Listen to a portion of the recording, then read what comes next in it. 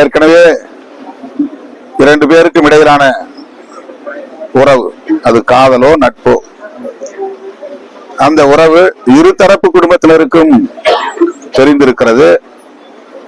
இருதரப்பாரும் இது தேவையற்றது என்று ஒருவருக்கொருவர் கருத்து பரிமாற்றம் செய்திருக்கிறார்கள்.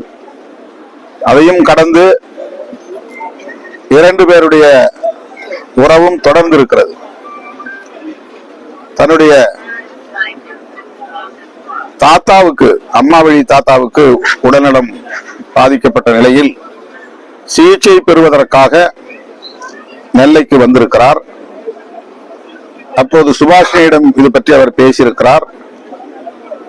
அவர் தான் செய்யும் வேலை செய்யும் மருத்துவமனைக்கு அழைத்து வரும்படி கூறியிருக்கிறார். அம்மாவோடு தாத்தாவை அழைத்துக் கொண்டு அவர் மருத்துவமனைக்கு உள்ளே சென்று